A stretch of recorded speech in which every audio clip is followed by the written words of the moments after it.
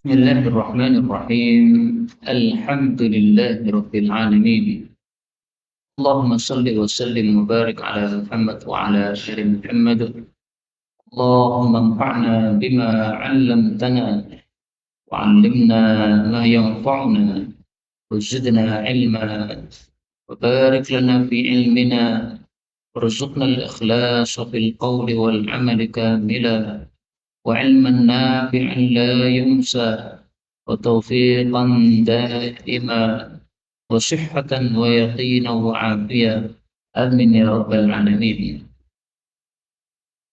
Alhamdulillah kaum muslimin rahimahullah, kita lanjutkan pengajian kitab Al-Adhkar karya Al-Imam An-Nawawi rahimahullah ta'ala yang sudah wafat pada tahun 676 Hijriyah rahimahullah ta'ala.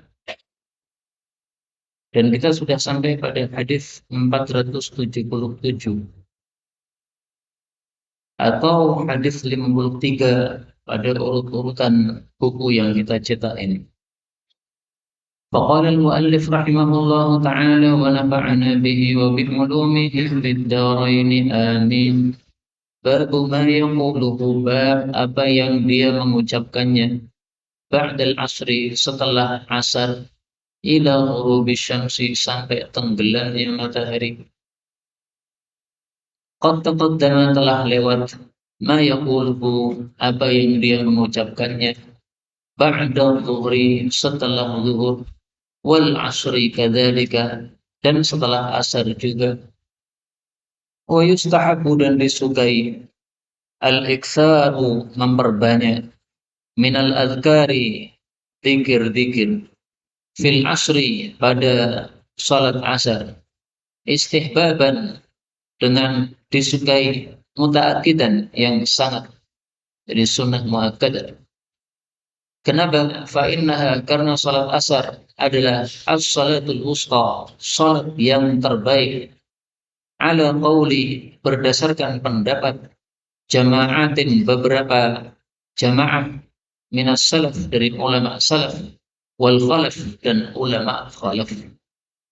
Yang dimaksud ulama salaf adalah ulama tiga generasi pertama, sahabat, tabi'in, dan tabi'ut tabi'in. Berarti ulama khalaf itu adalah generasi setelah mereka. Wa kadzalika, dan seperti itulah, tustahabu, disukai, ziyadatu, menambah, al-i'tinana, perhatian, bil adhkar, terhadap zikir-zikir, fi subuh, pada waktu subuh. Fahatani, maka dua salat ini, yaitu asar dan subuh, as-salatani, dua salat ini, asahu, paling sahih, makila, apa yang dikatakan, fis salatil wusta, tentang salat yang terbaik. Muslimin rahimakumullah, Imam Nawawi di sini menyinggung tentang as-salatul wusta, yaitu salat yang disebutkan oleh Allah di dalam Al-Quran. Allah mengatakan pada surah Al-Baqarah ayat 238, hafidhu 'alas salawat was salatil wusta. Jagalah waktu, semua salat 5 waktu, terutama salat yang terbaik. Wa qumu, dan salatlah, lillah, karena Allah, qanitin, dalam keadaan khusyuk. Nah, di sini Allah menyebutkan as-salatul wusta, salat yang terbaik. Ini salat apa? Maka kata Imam Nawawi dalam kitab Al-Adhkar tadi, bahwa salat wusta itu pendapat ulama yang paling sahih adalah ada kalanya salat itu adalah salat asar atau adalah salat subuh. Nah, maka waktu salat asar dan salat subuh adalah waktu yang paling utama. Karena salat subuh dan salat asar adalah salat yang paling utama. Otomatis waktunya juga waktu yang utama. Karena itu beliau menyuruhkan kita untuk memperbanyak zikir setelah asar, sebagaimana memperbanyak zikir setelah subuh. Setelah subuh sudah disampaikan dulu, tidak bagus digunakan untuk tidur. Ini waktu yang berkah. dari ba'da subuh sampai dengan terbit matahari. Ini waktu gugur berkah, tidak pantas untuk tidur. Nah, demikian juga setelah asar, kata beliau, ini waktu yang utama, karena sholat asar adalah as-sholatul wusta, sholat yang terbaik yang disebutkan pada surat ini. Beliau mengatakan tadi, dua sholat, yaitu sholat subuh dan sholat asar, inilah yang paling sahih pendapat tentang sholat wusta. Dari dua pendapat ini, yang paling sahih lagi adalah sholat subuh atau sholat asar. Karena Rasulullah Shallallahu Alaihi Wasallam sudah menyebutkannya di dalam hadis yang sahih. Beliau mengatakan sholatul wusta, sholat wusta adalah sholatul asri, sholat asar. Hadis riwayat Tirmidzi dari Samurah bin Jundab, derajatnya sahih. Maka pendapat bahwa salat wusta adalah salat asar lebih sahih daripada salat subuh. Tapi seandainya pendapat salat subuh itu diikuti, ya tidak ada masalah. Ada sekelompok ulama berpendapat seperti itu, tapi pendapatnya di bawahnya, ya agak lemah, lebih lemah. Kata-kata wusta itu bisa diartikan tengah-tengah. Maka sholat subuh kalau dikatakan sebagai sholat yang tengah-tengah, itu gara-gara dia berada di tengah-tengah antara dua sholat siang dan dua sholat malam. Diapit oleh dua sholat malam dan dua sholat siang. Subuh, setelahnya ada zuhur dan asar. Ini dua sholat siang. Sebelumnya ada maghrib dan isya. Ini dua sholat malam. Nah, karena dia berada di tengah-tengahnya, maka disebut sebagai sholat wusta. Itu kalau kita mengikuti pendapat bahwa sholat wusta adalah sholat subuh. Tapi karena sudah ada hadis sahih dari Nabi, sholat wusta adalah sholat asar, maka itulah pendapat yang lebih baik insyaallah ta'ala. Nah, maka alhamdulillah sekarang ini kita kumpul di dalam majelis ilmu, ini termasuk zikir kepada Allah. 1 jam kita duduk di masjid, ini duduk zikir sepertinya. Meskipun mungkin panjenengan tidak berzikir apa-apa mulutnya, tapi telinganya mendengarkan sabda-sabda Nabi disampaikan. Ini sudah termasuk zikir. Namanya zikir hukum, menzikiri hukum-hukum Allah Subhanahu wa Ta'ala. Hadis 478 atau nomor 478. Wa yustahabbu dan disukai al-ikthar memperbanyak minal adhkar zikir-zikir ba'dal asar, setelah asar, wa akhiran nahar, dan juga di akhirnya waktu siang akthar, lebih banyak lagi zikirnya. Qala Allah Ta'ala, berkata Allah Ta'ala, wasabbih, dan sucikanlah, bihamdi rabbika, dengan memuji pemeliharamu, qabla tulu'i syamsi, sebelum terbitnya matahari, wa qabla ghurubiha, dan sebelum tenggelamnya matahari. Surat Thaha ayat 130. Inilah dasarnya mereka yang membaca zikir pagi dan zikir sore, waktunya seperti yang disebutkan dalam ayat ini. Zikir paginya pada subuh. Kenapa? Karena Allah mengatakan qabla tulu'i syams. Zikir sorenya sebelum maghrib. Kenapa? Karena Allah mengatakan qabla ghurubiha. Maka yang sudah biasa zikir sore setelah asar sebelum maghrib sekitar jam 5, kalau dulu di pesantren yang saya mengajar di sana, nah itu jam 5 santri-santri dikumpulkan di masjid zikir. Kemudian selesai zikir, karena adzan maghribnya 5:30, nah maka santri-santri sudah tidak ada yang main-main lagi, karena sudah siap untuk sholat maghrib. Nah ini dasarnya ayat ini, tidak ada masalah. Meskipun pendapat yang terpilih menurut guru kami, Syekh Shalih Nusaymi, adalah zikir sore dibacanya setelah maghrib. Tapi yang bagi yang berpendapat sebelum maghrib, ini ada dasarnya. Wa qala Allah Ta'ala, dan berkata Allah Ta'ala, wasabbih, dan sucikanlah, bihamdi rabbika, dengan memuji pemeliharamu, bil asyi, di waktu sore, wal ibkar, dan waktu pagi. Surat Ghafir ayat 55. Al-asyi kemarin sudah kita bahas. Maksudnya itu adalah dari tergelincir matahari sampai tenggelam matahari. Maka tidak hanya sore, siang plus sore. Karena habis zuhur itu kita menyebutnya siang. Tapi orang Arab menyebutnya asri. Ya, maksudnya sore.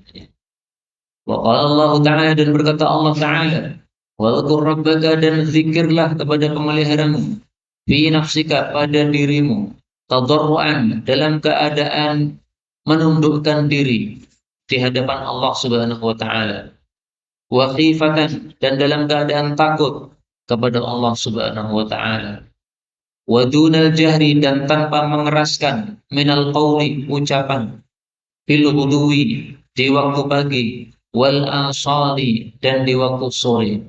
Surat Al-A'raf ayat 204. Nah, ini adabnya zikir. Tadarru, menampakkan ketundukan, kekhusyuan.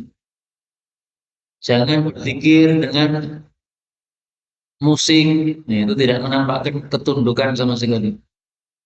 Zikir ambil gelang-geleng begini, ambil apa? Mukul-mukul alat musik. Tunduknya di mana seperti itu? Itu tidak sesuai dengan ajaran Nabi SAW. Pernahkah Nabi berzikir sambil gelang-geleng seperti itu, sambil main apa alat musik seperti itu? Tidak ada sama sekali. Tapi zikir yang diajarkan oleh Nabi adalah tadarruan, dengan tadarru, dengan khusyuk, dengan menundukkan diri kepada Allah Subhanahu wa taala. Ini adab yang pertama. Adab yang kedua, dengan takut. Nah, maka harus dibedakan antara khifah dengan khufyah. Karena dalam Al-Qur'an kita temukan dua. Yang satu khifah, yang satu khufyah. Pada surat Al-A'raf ayat 55. Ud'u rabbakum tadarruan wa khufyah. Kalau yang tadi tadarruan wa khifah. Kalau ya dulu setelah khi, ini maksudnya adalah takut kepada Allah. Khafa ya khafu, khaufan, khifatan, takut. Tapi kalau khufyah itu artinya dengan suara yang samar. Dari kata-kata khafi, samar. Nah, maka perubahan urutan huruf ini sudah mengubah arti. Khifah, takut kepada Allah. Khufyah, suaranya samar. Maka khufyah ini semakna dengan wadunal jahri minal qaul. Itu semakna dengan khufyah. Suaranya tidak usah keras-keras, zikir itu, doa itu tidak usah keras-keras, karena Allah Maha mendengar. Nah, ini adab-adab dalam berdoa dan berzikir kepada Allah Subhanahu wa taala. Rasul sallallahu alaihi wasallam bersabda, sayakunu qaumun, akan muncul suatu kaum, ya'tadun, yang mereka melampaui batas, fit doa, dalam berdoa kepada Allah. Hadis riwayat Abu Dawud sahih. Bagaimana contohnya melampaui batas dalam berdoa? Doa sambil menyanyi-nyanyi, sambil menabuh alat musik, tidak menampakkan ketundukan, nah itu melampaui batas. Sambil teriak-teriak padahal tidak diperlukan, nah ini melampaui batas. Kalau seorang khatib berkhutbah kemudian menutup doa untuk para jamaah, otomatis dia dengan suara keras sudah diaminkan, tidak ada masalah. Tapi kalau doa sendiri tidak perlu keras-keras. Allah Maha mendengar terhadap suara kita. Tidak ada malah kalau kita berdoa keras-keras seperti itu, karena tidak sesuai dengan perintah Allah pada surat Al-A'raf 204 ini. Wa qala ta'ala, dan berkata Allah Ta'ala, fi buyutin, pada rumah-rumah, maksudnya masjid-masjid. Adzinallah, Allah memerintahkan, an turfa'a, untuk dibangun, wa yuzkara, dan disebut fiha, di dalamnya, ismuhu, nama Allah, yusabbihu lahu, bertasbih kepada Allah. Boleh juga dibaca yusabbahu lahu, ditasbihi untuk Allah Subhanahu wa taala, fiha, pada masjid-masjid tadi, bil ghudwi, pada waktu pagi, wal asal, pada waktu sore. turfa ini boleh diartikan dibangun. Kalau diartikan dibangun, maka sebagaimana kisah tentang Ka'bah yang dibangun oleh Nabi Ibrahim alaihi salatu wassalam. Surat Al-Baqarah ayat 127. Wa id yarfa'u Ibrahimul qawa'ida minal bait. Ingatlah ketika Nabi Ibrahim membangun pondasi-pondasi dari Ka'bah. Nah, yarfa'u pada ayat ini sama dengan turfa'a pada ayat yang kita baca tadi. Dibangun. Boleh juga diartikan lain. Fi buyutin adzinallahu an turfa'. Masjid-masjid yang Allah perintahkan untuk ditinggikan. Ditinggikan maksudnya diagungkan. Bukan ditinggikan bangunannya, bukan. Karena buktinya Rasulullah tidak membangun Masjid Nabawi dengan tinggi-tinggi. Bukan lantai 2, bukan. Tapi masjid ini dibangun lantai 2, lantai 3 gimana? Ya kalau diperlukan nggak ada masalah. Tapi ketika tidak diperlukan, tidak ada perintah untuk memegah-megahkan masjid. Jamaahnya cuma 5 orang, nggak perlu dibangun sampai 5 lantai. Itu apa? Nggak ada perlunya. Kalau jamaahnya banyak, nah dibangun memang diperlukan. Silahkan. Maka turfa di sini ditinggikan atau dibangun. Kalau diartikan ditinggikan, maksudnya ditinggikan yaitu dimuliakan, diagungkan, bukan ditinggikan bangunannya. Siapa yang bertasbih di masjid-masjid itu Allah mengatakan rijalun, yaitu beberapa orang laki-laki, la tulhihim yang tidak melalaikan mereka, tijaratun perdagangan, wala bay'un tidak pula jual beli, an dzikrillah tidak melalaikan dari zikir kepada Allah, wa iqamis salah tidak melalaikan dari menegakkan salat, wa ita'iz zakat tidak melalaikan dari membayarkan zakat. Kenapa? Karena yakhafu dan mereka takut yauman satu hari yang besar tataqallabu yang membolak-balik fihi pada hari tersebut al-qulubu hati-hati wal absaru dan mata-mata. Maksudnya adalah hari kiamat di mana kondisi penghuni neraka hati dan matanya itu bolak-balik di dalam neraka, dibakar oleh Allah Subhanahu wa taala, kemudian gosong, kemudian sudah mati ini kulitnya ini, maka diganti oleh Allah kulit yang baru. Nah, dibolak-balik maksudnya seperti itu. Jadi dibakar, digosongkan oleh Allah Subhanahu wa taala, kemudian dipulihkan lagi, kemudian dibakar lagi, digosongkan lagi, dipulihkan lagi. Itu maksudnya tataqallab, ini bolak-balik seperti itu. Maka tafsiran tataqallab ini adalah sebagaimana yang disebutkan oleh Allah pada ayat yang lain pada surat An-Nisa ayat 56. Kullama nadijat juluduhum, setiap kali matang kulit-kulit mereka, badalnahum juludan ghairaha, kami ganti mereka dengan kulit-kulit yang lain, liyadhuqul adzab, supaya mereka merasakan siksa Allah Subhanahu wa taala. Na'udzubillahi minasyarri dzalik. Mudah-mudahan semua kita diselamatkan dari api neraka. Amin ya rabbal alamin. Ini surat An-Nur ayat 36 dan 37. Waqad taqaddama dan sudah lewat annal asal, bahwasanya asal itu ma bainal asri, antara asar wal maghrib sampai maghrib. Jadi dua istilah ini perlu dihafalkan. Pertama al-asal yang diartikan sore hari. Itu maksudnya antara asar sampai maghrib. Yang kedua al-asyi, ini juga diartikan sore hari, tapi ini dari zuhur sampai maghrib. Sama-sama sore, tapi asyi ini lebih panjang. Zuhur berarti jam 12 atau jam setengah 1 sampai dengan maghrib sampai jam 6. Tapi kalau asal ini dari asar sampai maghrib. Ini istilah-istilah Quran perlu kita hafalkan supaya kita tahu tafsirnya yang pas. Kita lanjutkan 479. Wa'an waruwina, dan kami dibawakan riwayat di kitab Ibnu Sunni, dalam kitab Amalul Yaumi wal Laila karya Ibnu Sunni, bi isnadin dhaif, sanadnya dhaif. An Anas radhiyallahu anhu qala qala Rasulullah sallallahu alaihi wasallam, la an ajlisa, sungguh bahwasanya aku duduk ma'a qaumin, bersama suatu kaum Allah azza wa jalla, yang mereka berzikir kepada Allah azza wa jalla, min salatil asar, sejak salat asar, ila an taghruba syamsu, sampai tenggelam matahari, sampai maghrib.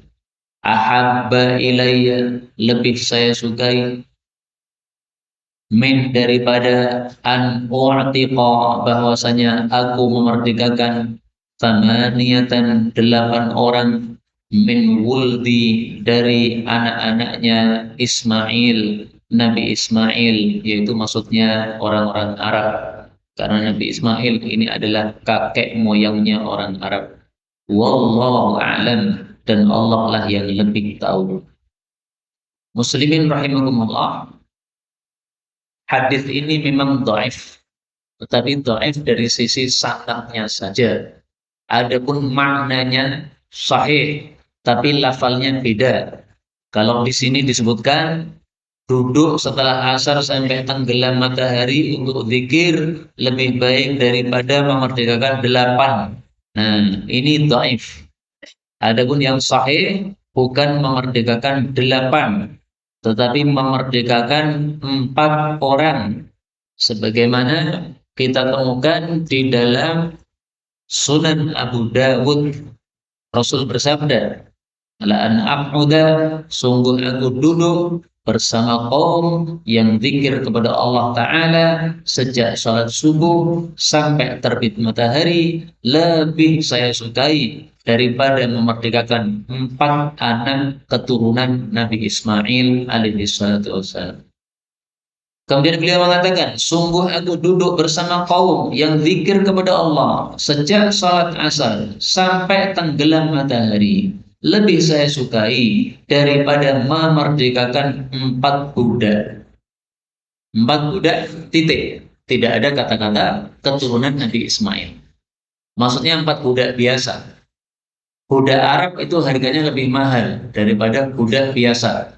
Berarti zikir setelah subuh lebih besar pahalanya daripada zikir setelah asar. Dan ini sekaligus menunjukkan bahwasanya waktu ba'da subuh lebih utama daripada waktu ba'da asar. Meskipun sholat asar adalah sholat yang lebih utama, paling utama, lebih utama daripada sholat subuh, berdasarkan pembahasan sholatul wusta di awal pengajian tadi. Jadi untuk sholatnya lebih utama asar, karena Allah menyebutnya sebagai sholatul wusta. Tapi waktunya lebih utama subuh, karena Rasulullah menyamakan zikir setelah subuh ini seperti memerdekakan 4 budak orang Arab. Tapi kalau yang zikirnya setelah asar seperti memerdekakan 4 budak biasa. Ini hadisnya riwayat Abu Dawud, derajatnya adalah hasan. Nah, maka hadis yang kita baca tadi sebenarnya maknanya sahih, tetapi kalimatnya berbeda. Kalimatnya bukan 8 budak, tapi 4 budak, karena waktunya setelah asar. Kemudian tidak ada kata-kata waladi atau wuldi Ismail, karena kata-kata ini untuk yang zikir setelah subuh, yang pahalanya lebih besar daripada zikir setelah asar. Apa yang dimaksud duduk-duduk bersama kaum yang berzikir kepada Allah? Di dalam kitab Aunul Ma'bud, syarahnya Abu Dawud, dijelaskan bahwasanya majelis ilmu seperti ini adalah majelis zikir. Jadi ketika kita duduk di majelis ilmu ba'da asar sampai tenggelam matahari, ini sudah kita mengamalkan hadis ini. Lebih utama mana, majelis ilmu ba'da asar atau ba'da subuh? Lebih utama majelis ilmu ba'da subuh. Makanya di Solo kan, di Masjid Al-Abrar, itu pengajian ba'da subuh setiap hari. Pengajian ba'da asarnya tidak setiap hari. Ada cuma sore ini ada yang mengajar Ustaz Mudakir, hafizahullah ta'ala. Ada Sabtu sore ada yang mengajar juga Ustaz Mudakir, hafizahullah ta'ala. Ada lagi Rabu sore kalau nggak salah, tapi tidak setiap hari. Yang setiap hari yang ba'da subuh. Kenapa? Memang ba'da subuh waktunya lebih utama daripada ba'da asar. Nah, di sini saya nggak ngerti, ba'da subuh ada tidak pengajian setiap hari? Kalau dulu ada, ya mungkin perlu diadakan lagi. Karena memang waktu ba'da subuh adalah lebih utama daripada waktu ba'da asar. Kalau ba'da asar kita bisa kumpul untuk kajian, maka sangat bagus sekali kalau ba'da subuh juga bisa kumpul untuk kajian. Itulah yang dimaksud duduk bersama kaum zikir kepada Allah, yaitu majelis ilmu termasuk padanya. Kenapa majelis ilmu termasuk zikir? Karena zikir itu oleh para ulama dibagi dua. Yang pertama adalah zikru asma'illah, menyebut nama Allah. Subhanallah walhamdulillah wa la ilaha illallah wallahu akbar. Ini namanya zikru asma'illah. Kita menyebut nama Allah. Tapi menyebut nama Allah ini jangan hanya nama Allah tok. Allah, Allah, Allah, Allah, Allah, Allah, Allah. Jangan begitu. Karena zikir Allah Allah itu satu tidak pernah diajarkan oleh Rasulullah SAW. Yang kedua, kita nggak ngerti pahalanya ada atau tidak. Kalau subhanallah jelas diajarkan Nabi dan kita tahu ada pahalanya. Rasulullah mengatakan, barang siapa yang mengucapkan subhanallah, maka tamlaul mizan. Itu pahalanya memenuhi timbangan amal manusia. Nah, kalau Anda zikirnya Allah, Allah, Allah, Allah, dalilnya mana? Satu.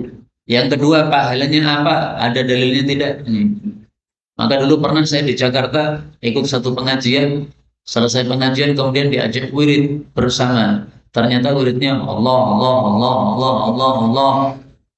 Selama berapa jam itu saya lupa. Nah, tapi karena saya sebagai tamu saya nggak bisa pergi kemana-mana, ya saya ikut duduk di situ. Cuman saya tidak membaca Allah, Allah, Allah. Karena saya yakin bahwa itu bukan ajaran Nabi. Nah, maka semuanya baca Allah, Allah, Allah. Saya sendiri baca salawat. Allahumma sholli ala Muhammad. Sholli ala Muhammad. Allahumma sholli ala Muhammad. Kan ira ketok wae. Ki maca apa wong ira ketok.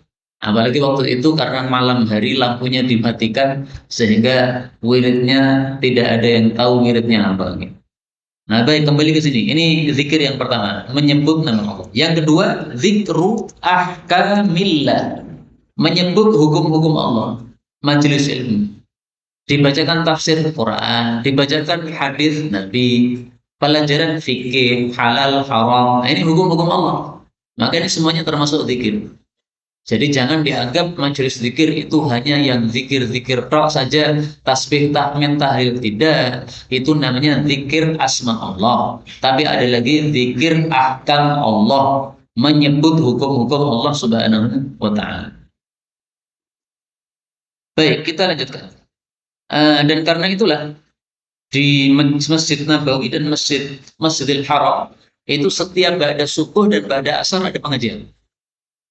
Alhamdulillah sekarang sudah ada YouTube sehingga pengajian di Masjidil Haram dan Masjid Nabawi setiap harinya itu disiarkan langsung.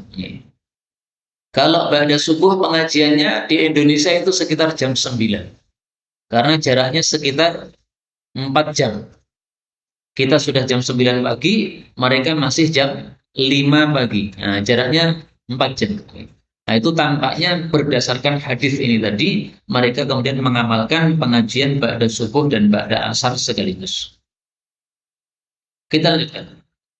Babu ma yaqulu, bab apa yang dia ucapkan. Idza sami'a, apabila mendengar adzan al-maghrib, adzan maghrib. Hadis 480.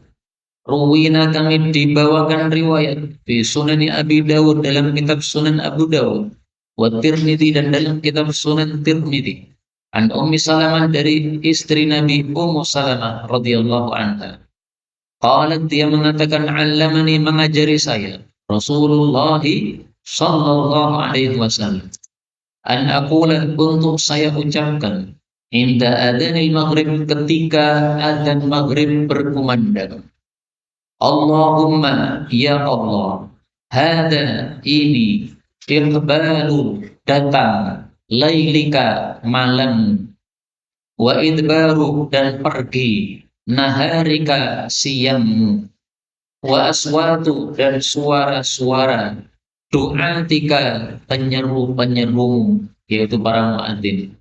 Faghfirli maka ampunilah untuk saya.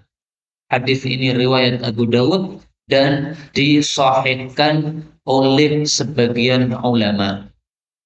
Kenapa saya mengatakan disahihkan oleh sebagian ulama?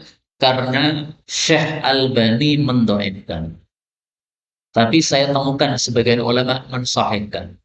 Karena itu silahkan diamalkan, meyakini sebagai sabda Nabi boleh, karena ada ulama yang mensahihkan dan kita yang bukan ulama boleh taklid kepada ulama. Saya ikut ulama yang mensahihkan, berarti konsekuensinya saya meyakini ini sabda Nabi. Maka saya amalkan, tidak ada masalah. Baik, kita baca bersama supaya hafal.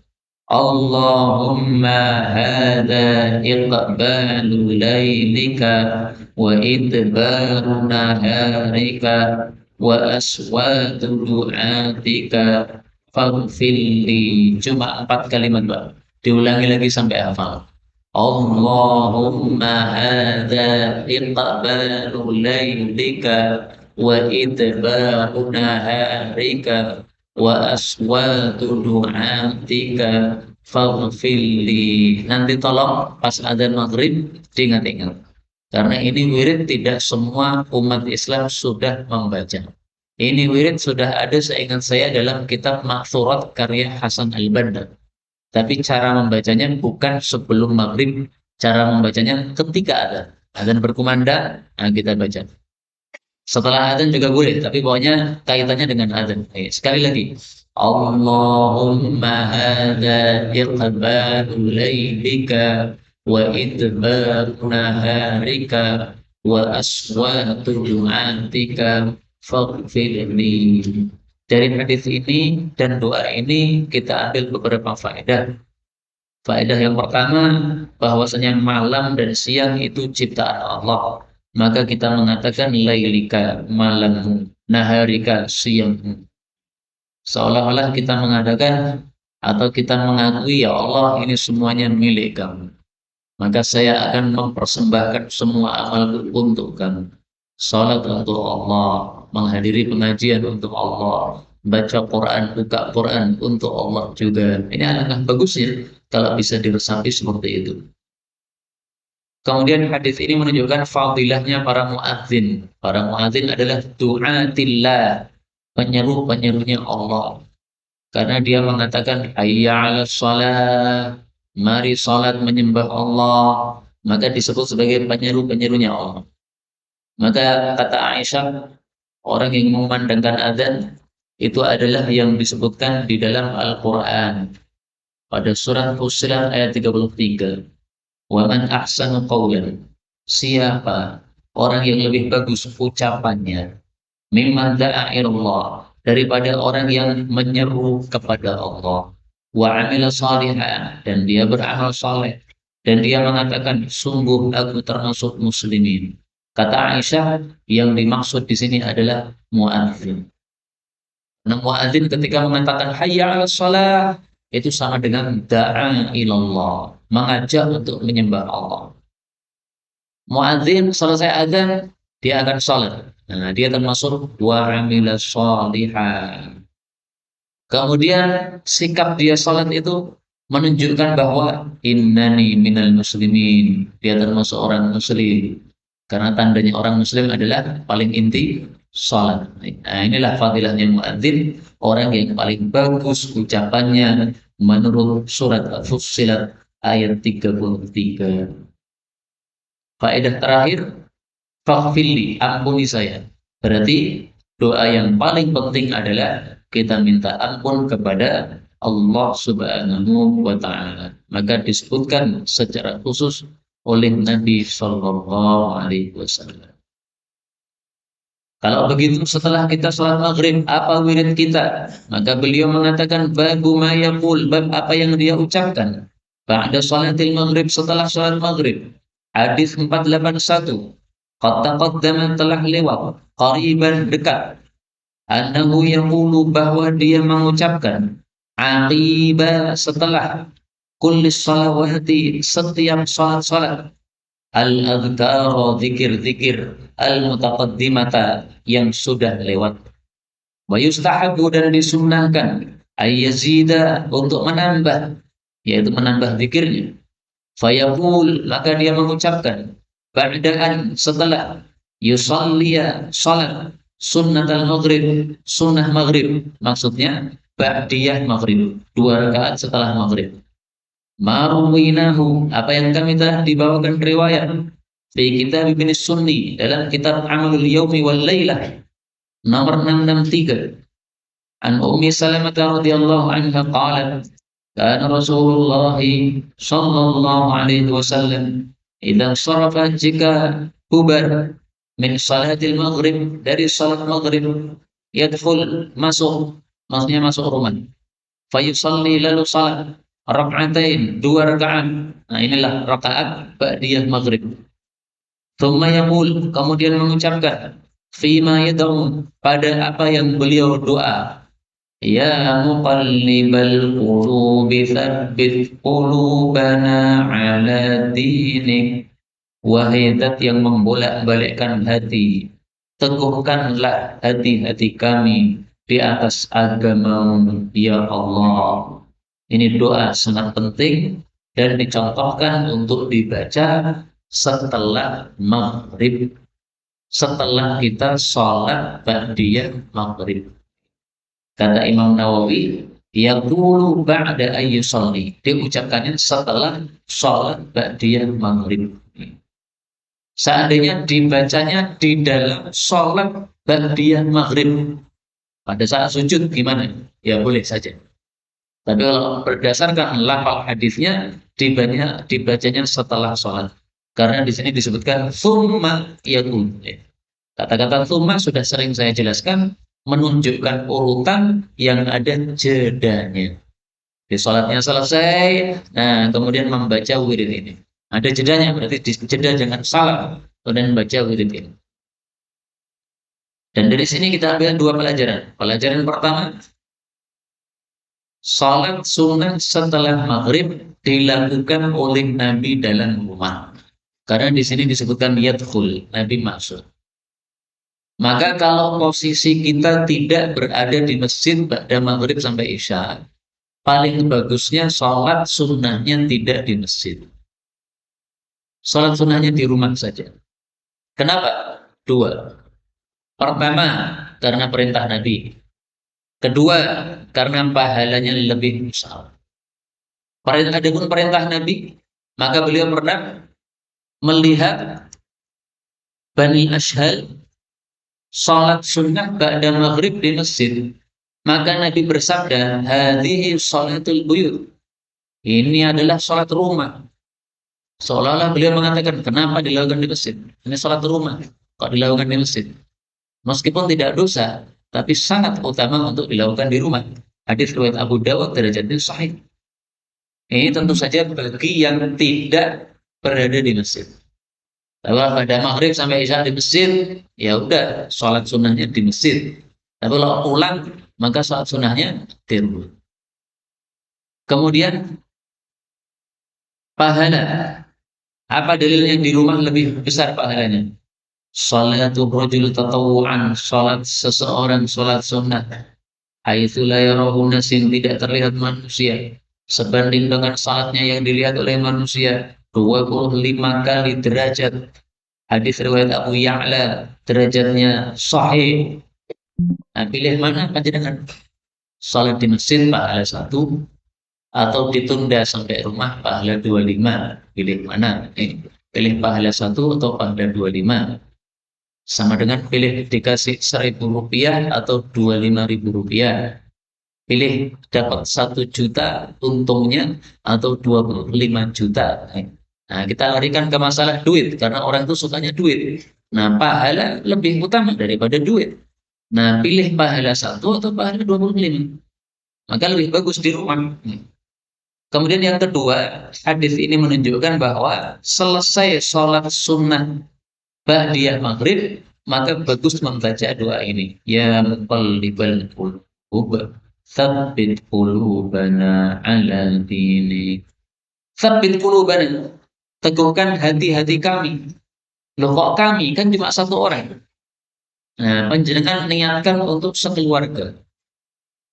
Ya Allah, hati-hati kami sekeluarga, tolong diteguhkan di atas agama. Masih jomblo, tidak ada orang selain dia di rumah. Nggak apa-apa, qulubana, diniatkan untuk seluruh kaum muslimin.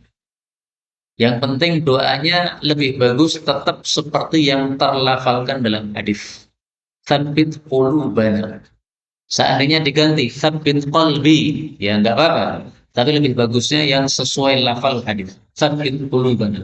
Hati-hati kami sekeluarga. Ya. Baik, kita baca bersama. Ya muqallibal qulub, tsabbit qulubana ala dinik. Nah, berarti dua doa yang diingat-ingat ya. Nanti kalau adzan maghrib, maka mengingat-ingat doa ini. Allahumma hadza iqbal lainika dan seterusnya. Nanti kalau selesai sholat sunnah ba'diyah maghrib, membaca doa ini. Ya muqallibal qulub dan seterusnya. Bahkan doa ini tidak dibaca Nabi pada waktu tertentu saja, tapi ini lebih sering dibaca oleh Nabi. Karena adalah aksar doa ini, paling banyak doa yang dibaca Nabi, ya muqallibal qulubi tsabbit qalbi ala dinik. Jadi seandainya ini kita baca setiap sholat gimana? Bagus. Setiap pada subuh, zikir, kemudian doa, doa ini dibaca, bagus. Menurut Ummu Salamah, istri Nabi, doa paling sering dibaca Nabi adalah ya muqallibal qulub. Menurut Anas bin Malik, pembantu Nabi, doa paling sering dibaca Nabi, doa satu jagat. Rabbana atina fid dunya hasanah. Nah, maka dua-duanya ini doa yang paling sering dibaca oleh Nabi Sallallahu Alaihi Wasallam. Dua-duanya. Sampai Nabi ditanya, wahai Nabi, Anda itu kok paling sering baca doa ini, kenapa? Beliau mengatakan, sesungguhnya tidak ada manusia kecuali hati dia pasti berada di antara dua jarinya Allah. Maka barang siapa yang Allah kehendaki akan diluruskan hatinya. Dipegang begini lurus. Wa man syaa'a zagha. Kalau Allah kehendaki maka akan dimiringkan hatinya. Miring. Lurus. Nah, terserah Allah Subhanahu wa taala. Ini hadis riwayat Tirmidzi sahih. Nah, inilah rahasianya kenapa doa ini paling sering dibaca oleh Rasul sallallahu alaihi wasallam. Berikutnya hadis 482. Warawina, dan kami dibawakan riwayat fi kitab Tirmidzi, dalam Sunan Tirmidzi. An Umar bin Syabib qala qala Rasulullah sallallahu alaihi wasallam. Mengqala, barang siapa yang mengucapkan La ilaha illallah wahdahu la syarika lah, lahul mulku wa lahul hamdu yuhyi wa yumiitu wa huwa ala kulli syai'in qadir. Ini dibaca 10 kali, Pak. Mari kita baca 10 kali.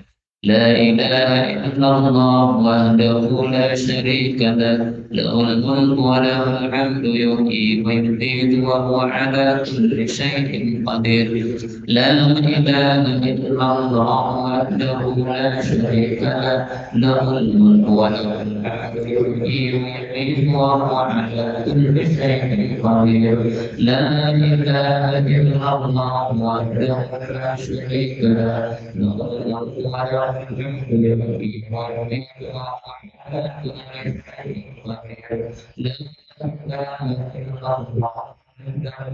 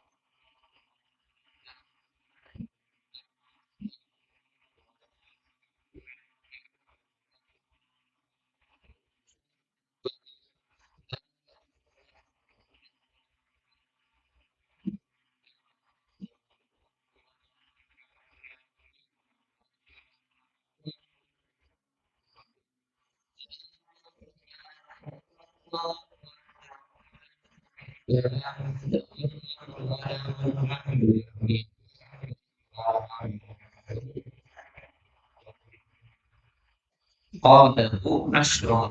Dia mengucapkannya 10 kali. Kapan? Ala atharil maghrib. Setelah sholat maghrib.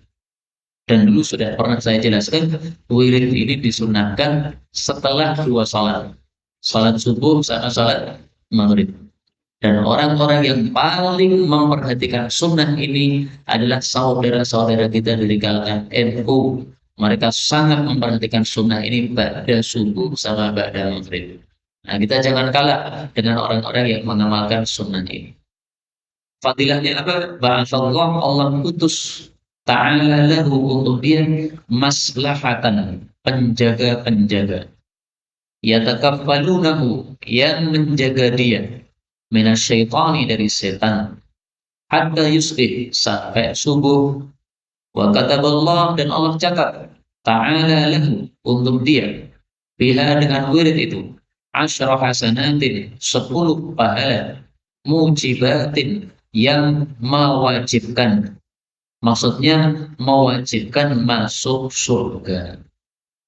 Wa maha, dan Allah hapuskan anhu darinya, asyra sayyiatin, 10 dosa, mubiqatin, yang membinasakan, maksudnya yang menyebabkan masuk neraka.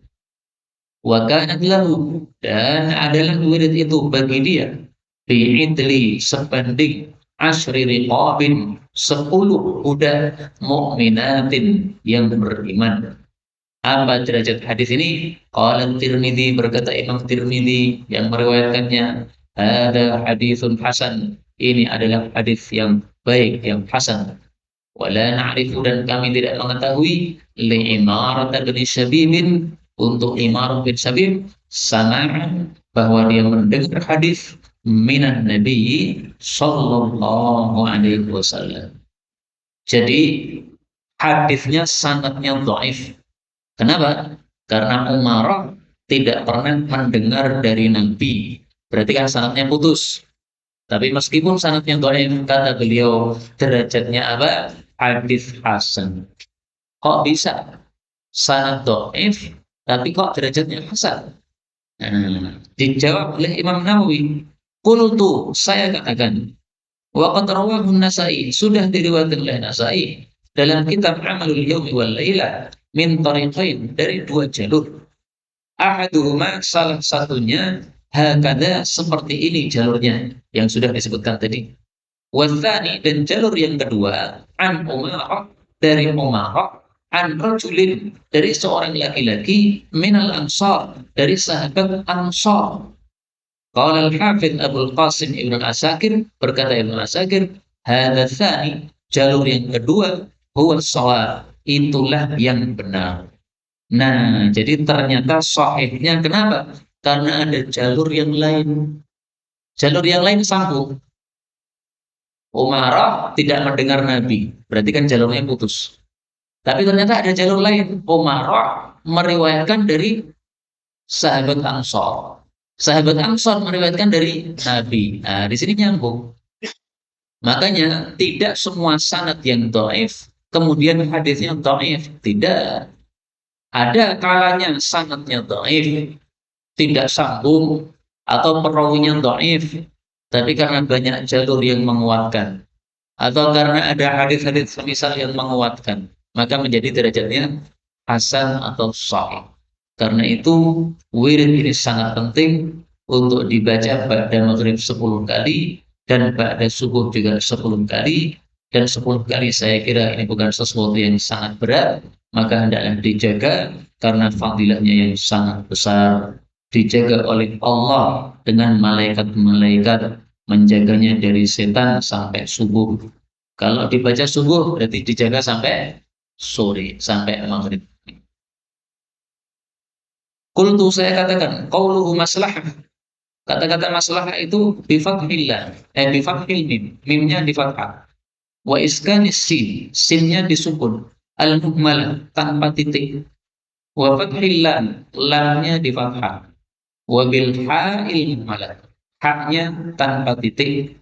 Wahum maksudnya adalah al-harasu, para penjaga. Jadi masalah itu dari kata-kata silah. Silah itu artinya senjata. Berarti masalah adalah para penjaga yang bersenjata. Wallahu ta'ala alam. Allah ta'ala lebih tahu. Wa ilmuhu atam. Ilmunya lebih sempurna. Walhamdulillahi ala tamam. Segala puji bagi Allah atas kesempurnaan buku ini. Dan dengan demikian sudah selesailah pengajian kita terhadap kitab Azkar pagi sore karya Al-Imam An-Nawawi rahimahullah ta'ala. Di akhir buku ini, qala al-faqirul Arabi, berkata al-faqirul Arabi, penulis buku ini, amalahullah bilutfihil khafi. Mudah-mudahan Allah mengamalai dia dengan kelembutannya yang lembut, yang tersembunyi. Aku kama qala al-Imam Nawawi rahimahullah. Saya ucapkan seperti yang dikatakan oleh Imam Nawawi. Amutu wa yabqa jami'u ma qad katabtu. Aku akan mati dan akan tersisa seluruh apa yang sudah saya tulis.